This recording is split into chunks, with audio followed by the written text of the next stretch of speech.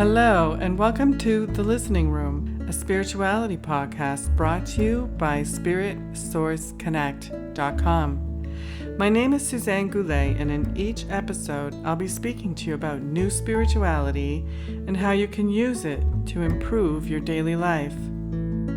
By offering you insights, tools, and techniques, you'll become more aware of your connection to a higher power and begin to accelerate your path to a life of greater joy, ease, and flow. Enjoy! My subject of today is going to be time management. And the reason I was really inspired to be talking about time management is that I see quite a lot of people either in two camps. Either they're extremely busy and running around with their heads cut off, or they're not really getting anything done at all. So I have a regular meditation group live, and during that meditation group, I have the very fortunate capacity and gift of being able to receive materials from Spirit. What I mean is that I will receive information in the form of very clear words that come to me, and I speak them out loud, and I actually record them. And then I write it all down, and I can be sharing it with you during some of my broadcasts here. In fact, that's what I'm going to be starting to focus on doing, because I've had several people give me a lot of very positive feedback in the last few shows where I was sharing some of that guided, channeled material. So today, in our topic around time management, I pulled out a few paragraphs from a channeled meditation where Spirit was talking to us about how really important it is for us to be managing our time effectively during these times, because a lot is being demanded of us, spiritually speaking, and a lot is being demanded of us, earthly and materially speaking. And Spirit is always trying to convey to me the message to continue to let go of earthly demands and recognize the things that are not really serving me, but they're just taking up a lot of my time, when my time would be best spent sometimes in simple, quiet contemplation. And when I can take time for quiet contemplation, I can receive inner guidance that's going to be telling me or even giving me intuitions throughout my day, guiding me on what kind of activities I should be doing. And they're also really clear about the fact that life should really be truly enjoyed. So many beautiful experiences that we can be having here on the earth, just in appreciation of the earth, in appreciation of each other, in appreciation of extraordinary experiences that we can be having in community, in our right livelihood, with excellent health, and really satisfying and fulfilling work. And I received from them a lot of encouragement that living your life's purpose does not mean getting really, really busy and getting crazy with more lists and things to do. In fact, it's just the opposite of that. And let me be clear, it's not a matter of doing very little. It is a matter of doing the most important, crucial things that will have the most far-reaching and wide effects across the board of your life. And to make those activities a priority, and to begin to eliminate all of the things that are busyness, taking up a lot of your time that perhaps you don't need to be doing anymore, or that you could delegate out to somebody else. Or one thing I want to encourage people to look at is how many of their personal belongings are really starting to take up a lot of their time. How much time during the week do you spend towards acquiring personal belongings, maintaining personal belongings, cleaning them or getting rid of them or whatever you're doing, we are spending a lot of time focused on quite a few material things. I mean, only you know what's taking up a lot of your time with regards to your personal possessions. And Spirit knows that it is our interior lives that's going to bring us the most joy and the most satisfaction.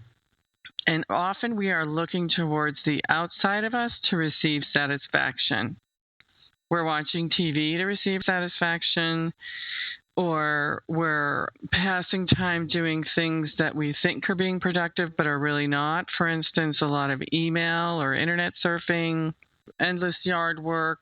I mean, we have to kind of face it that there is an unlimited number of things that you can be doing. There's always more and more and more lists of things to do that you could be doing. But instead of creating more lists of things to do, what this broadcast today is going to be focused on is centering yourself, connecting with a higher source, receiving guidance about what your priorities are, and making sure that you have a way in your mechanical planning of your schedule to actually sit down and do those activities that you're being guided to do and no longer keep putting them off. Quite often when we are having spiritual guidance to take some major steps in our lives, we can be feeling some resistance around that. And pretty soon, the most important thing for us to be doing is ending up on the back burner. Is anyone out there identifying with what I'm saying? That you know there is something really important for you to be doing, and it's been on the back burner for about a year. This is the kind of stuff we want to try to address. And you know that you have to address it, you're beating yourself up because you have to address it. But we're going to set up some simple ways for you to be able to address it. We're going to get out our calendars and our planners, and we're going to look at things that are important to do. Before I go into that, I want to read a little bit of the spiritual material. Kind of going to be bouncing back and forth between some of this spiritual material so that you can take a few moments to absorb it. And then I'll talk to you about some practical steps in your life that you can take to kind of organize your time a little bit better and the reasons why we need to do that. And then we'll go back to reading some more spiritual material. Okay? How about that? So here we go. This is material that came in spiritually during one of my live meditation groups, and it says, many times we see you focusing on the barrier, the overload of work, the misfortune, the drawback. A setback is simply that, a pause. Take time to gather up more energy before the next push. Or perhaps the sight of your goal will change. Perhaps the light that guides you knows your path with greater clarity and vision. It's easy to become distracted. There are many distractions. What is a distraction? Simply a weed in your garden. Given the nutrients of continued focus, the weed exalts itself and can reign over your primary purpose. It is of extreme importance now that all of you lock into the continued guiding light. Okay, I'm going to interrupt here. The meditation then went on to give us practical step-by-step methods to use while we were in our meditation practice that guided us visually through receiving light and sending it to certain parts of our body and using certain colors. I'm not going to go into that here.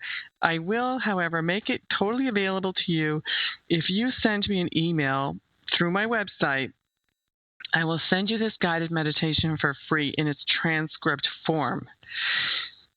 So they took us through this practice of planting a ray of light through the crown and through this whole process, and then the planting you in a ray of light, keeping you on your right purpose, continued service to the greater plan, and accelerating beautiful growth, a blossoming of your wisdom, a flowering of the work you have done so far.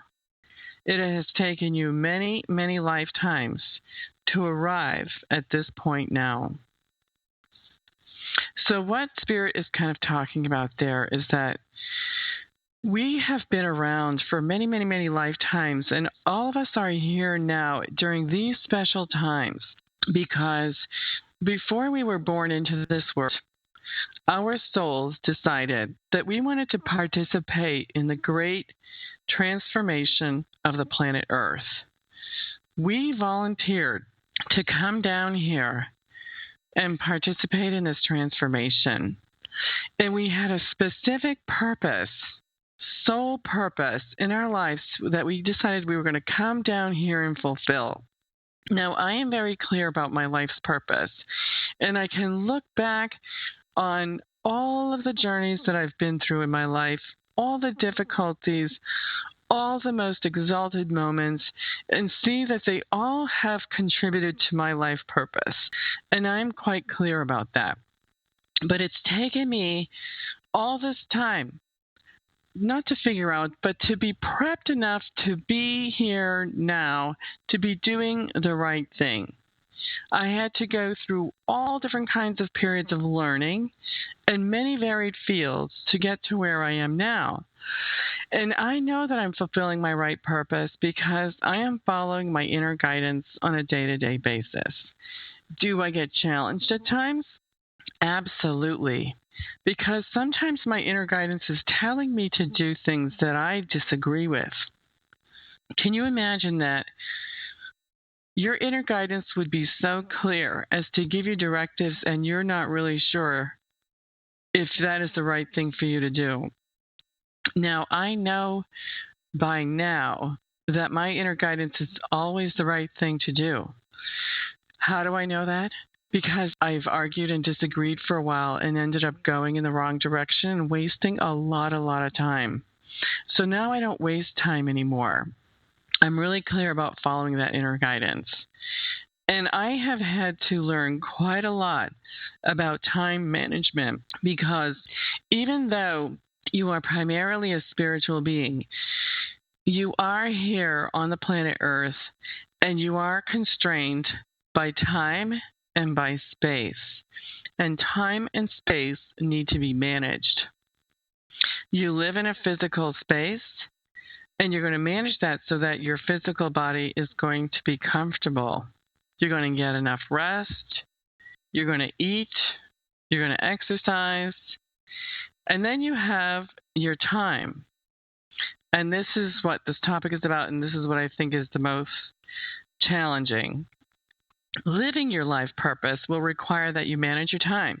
If you're spending time doing things that keep your life going, but are not always about your purpose and priorities, you'll be sustaining yourself just fine.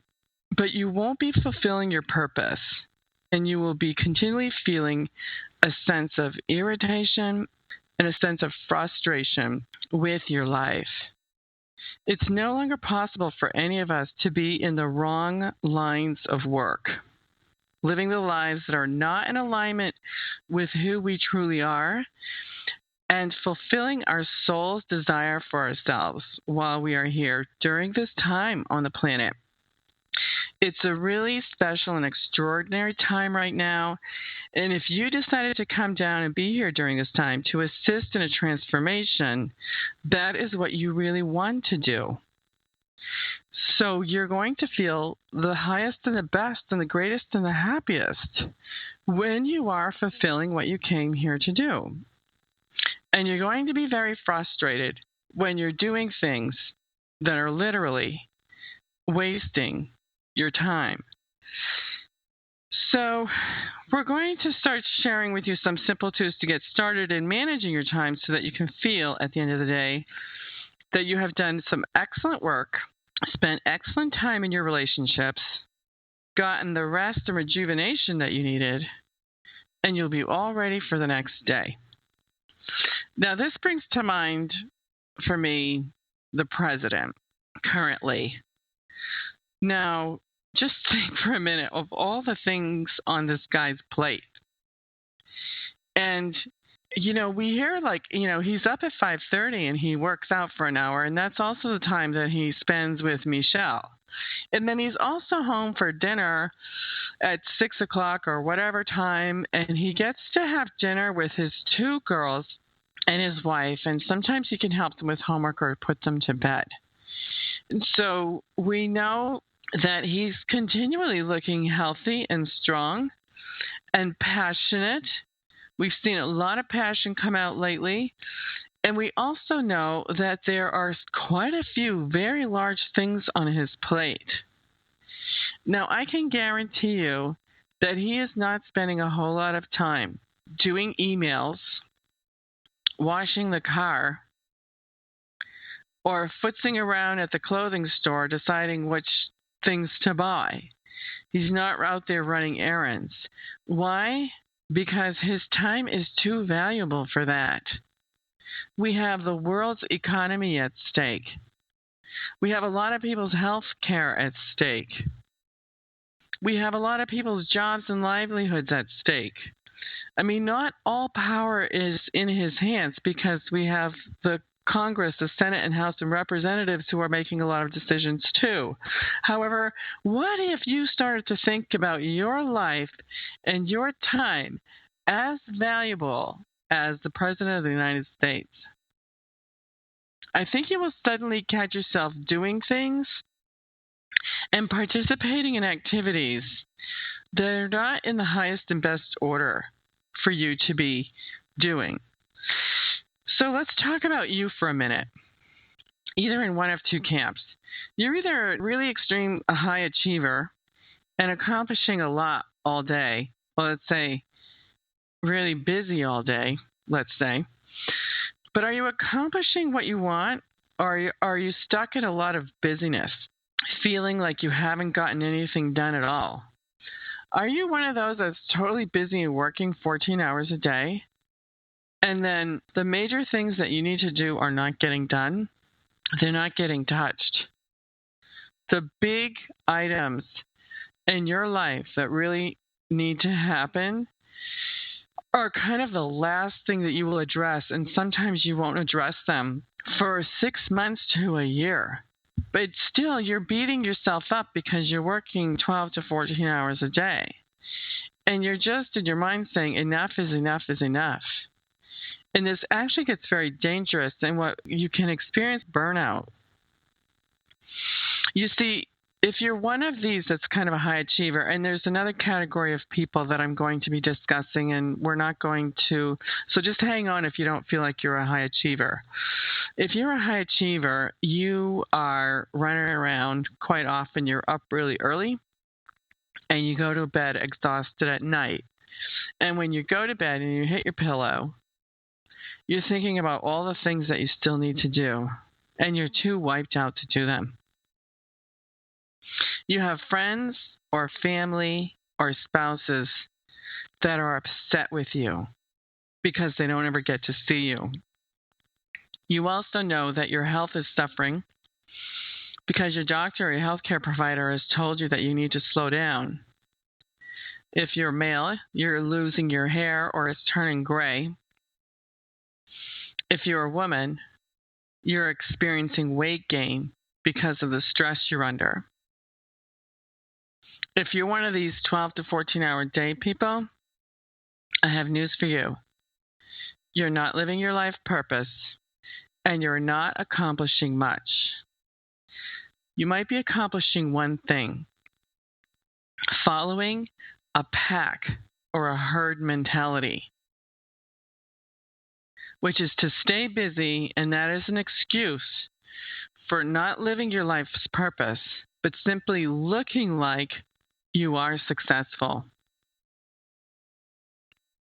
And what I'm here to tell you is that success has nothing to do with how busy you are. Success has everything to do with how fulfilled and joyful you feel in your life right this minute. So for all of your 12 to 14 hours a day kind of people, we're going to take out our electronic calendar and we're going to do some work on it right now. Actually, I'm going to switch gears here a little bit, and I'm going to talk to the other group of people who are not necessarily 12 to 14 hour a day people. In fact, this group of people thinks those 12 to 14 hour a day people are absolutely nuts. They get tired just looking at them. They don't want to do anything like that. They're likely also the people that hate money. They hate work, and they hate anything to do with money. And they might even spend a lot of time with certain activities that kind of take them out of being present in life. For instance, watching TV or imbibing in any kind of substances that might kind of take you out of your life a little bit. Just really not going to be present here. I'm going to doze off, or I might drink some alcohol, or I might do a little bit of smoking, or I like to watch TV, especially if I can combine like sports and drinking and eating. That's my idea of really checking out. So underlying that feeling of seemingly checking out is a huge feeling also of irritation and depression, because you know that you are a greater person than what you're living right now. You know that you're intelligent, creative, fun, and that you can make good things in the world. You may be an excellent problem solver. You might be really good at organizing people. You might feel really, really good when you get recognized for having accomplished something. But somehow you feel a little bit opposed to having any kind of lifestyle that has anything to do with those 12 to 14 hours a day people. And with good reason. But what we're going to talk about tonight has to do with striking a balance between these two extremes. And for all of us to rise to the occasion, to manage our time in a spiritual way and in a balanced way, and making sure that we are taken care of. Okay, so now is the time to take out your calendar. And I know most of you are either listening in a way that you're not able to do any kind of these taking down of the calendar or anything like that. And this is actually a really good activity to do in the beginning of the year. However, I'm going to give you some bullet points. You can always come back and listen to this show again because the archives are downloadable for free. And then you can come back and listen to it if that's what you want to do. Number one, the first thing you're going to put in your calendar is your playtime. Yes. This is the most important thing that you're going to put in your calendar. And if you can look at a yearly calendar and put in your vacations, you're going to do that now. Because if you don't put in your vacations, you will not take a vacation. Alongside with putting in your vacations, you're going to figure out how much that vacation is going to cost, and you're going to sock away what you need to sock away each week to pay for that vacation. So you know what's going to happen when it is time for you to be on vacation? You're going to feel as though you've deserved it. You're going to feel as though it's paid for. And you're going to be able to thoroughly enjoy yourself because you know what? Your work time is scheduled too. And we're going to begin to separate work from play because it's the mixing up of those two that leaves you without time for real, true rejuvenation. That's why I'm putting in the play time first, because this is time for rest and rejuvenation. And you are completely ineffective in your work if you're not well rested and rejuvenated. You have got to recharge your batteries, and you've got to recharge them on a regular basis. Spirit is not going to be demanding that much of you, but one of the things it is constantly asking is that you take time to be quiet and to listen. And this is done during periods of rest and rejuvenation. So I suggest in your yearly calendar, you put in your vacations. And then in your yearly calendar, you also want to put in, like, if you're going to do something for Christmas or for Thanksgiving or for Easter or any of the religious holidays, mark those days off, and then you will not be able to schedule anything else but that on those days. Okay, that's our yearly calendar. Now we're going to go to the weekly calendar. In the weekly calendar, you're going to have several different categories of items that you're going to want to be putting in there. And the first priority is going to be your right livelihood. We're going to tie this all in together with you receiving guidance and intuition about what your right livelihood is. And then we have to make sure that we put time in our calendar to actually focus on doing that. Now, if you're in the category of having a full-time job, that doesn't mean that it is impossible for you to have time for your right livelihood. It's simply a matter of managing your time. So let's say you're someone with a full-time job. You're a 9-to-5er.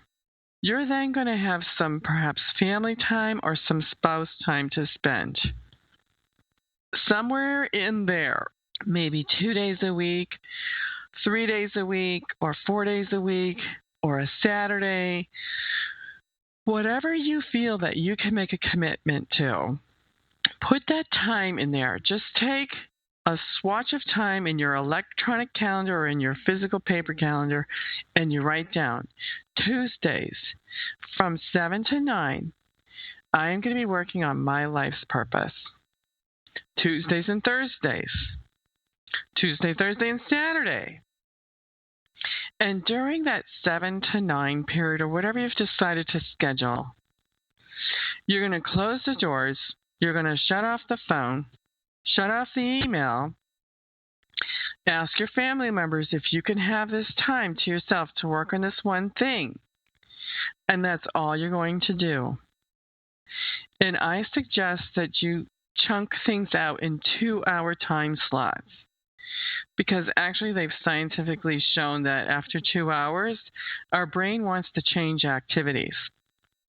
Actually, what they've said is the brain will like to work on an activity in the left side of the brain for 2 hours, and then it wants to switch and move to something on the right brain for 2 hours, and then it wants to switch back to the left. This is a great way for us to stay balanced. We're analytical and mechanical for 2 hours, and then we're creative and intuitive for 2 hours. And it's a beautiful synergy of really accomplishing some things.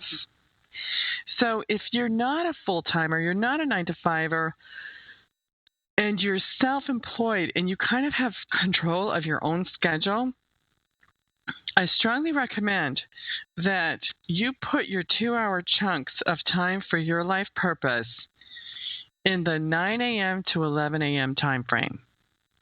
And I'll tell you why. This is the most productive time of your day. This is when you're going to be the most effective. This is where you're going to prioritize what is the most important things for you to do, and you're going to do them during that time. Email is not a priority. Answering the phone when it rings is not a priority. Okay?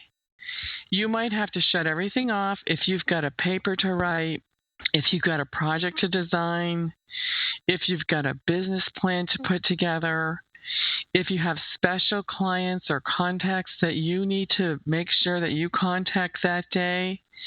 Make sure your highest priority items are in the 9 to 11 time frame if you are a self-employed type. This is about business growth. This is where you're the sharpest. This is where you're the most effective. And this is where you're in the best mood. You've had breakfast and you're ready to go. Now, I want to also share with you that I'm coming from a place of experience with this. I had a brief stint as a real estate investor's consultant. And a brief stint, I mean a period of 3 to 4 years.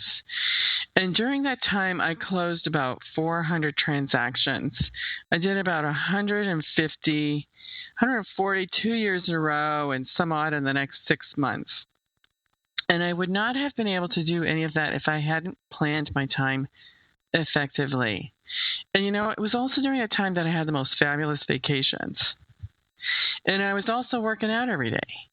There was a way for me to do it where it involved getting the training that I needed to do this, focusing on the most important things to do, making sure that I took care of myself, and let the unimportant things just fall off the plate.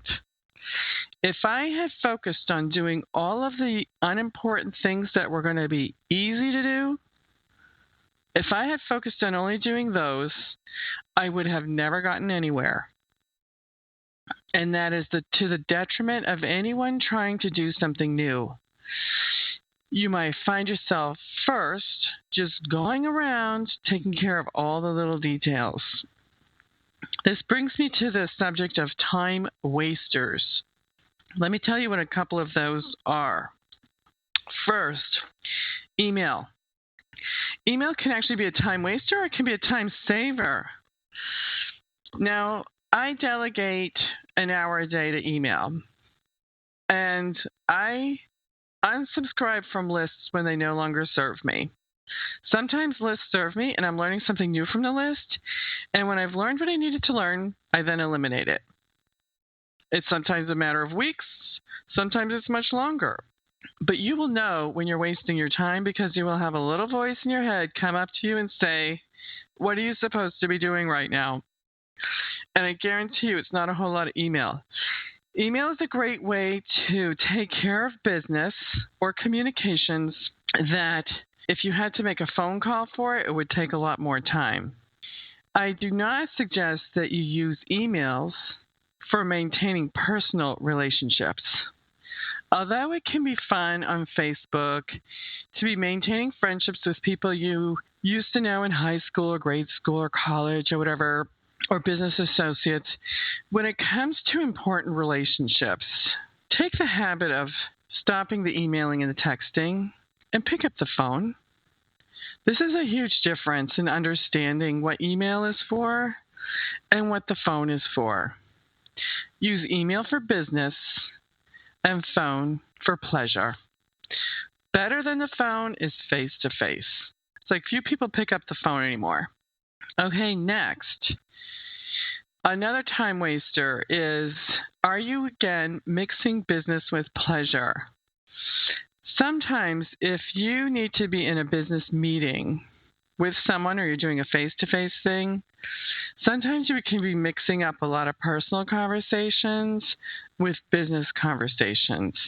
Just be really clear about what your intentions are before the meeting begins, and make sure that you stay focused on that. And if you find the partner that you're talking to drifting away, keep bringing it back and keep bringing it centered. Get your business done that you need to get done. And then if you want to spend time socially together, make an appointment to be socially together. And then when you are socially together, leave the business out of it. This way you get to really enjoy your playtime. Okay, another time waster is running errands. You can find someone else to do that, or you can do them all at the same time, or order things online and have them shipped. I often recommend people hire someone else to take care of the things that they don't need to be taken care of. And if you can be doing something else in sales or in promotions or in your own products, then you need to be hiring someone else to be taking care of the things that it's no longer necessary for you to be doing them. Think of yourself as creating jobs. And that's one of the most difficult things for people to let go of, is when do they need to start delegating? But I guarantee you, if you start thinking like you are the president of the United States and you've got the world to save, you are going to start thinking about, I don't really need to be doing this. and I can get someone else to do it. Okay. We have just a few minutes left. And I'm going to go back to the channeling that I was reading before, and I'm going to read you a couple of more lines. Here we go. Your jobs are clear. Distractions are many. Will you allow them to take over your blossoming? It is your will that decides. Only your choice of staying in tune with this beam of light running through you at all times. All times. If you are buying pickles at the grocery store, you must know, do I really need these pickles? Go into the store, get what you need, and be out. It is a center of distraction. You have work to do, work that will be like work you have never known before. It will fill you, play with you. It will be as no work at all.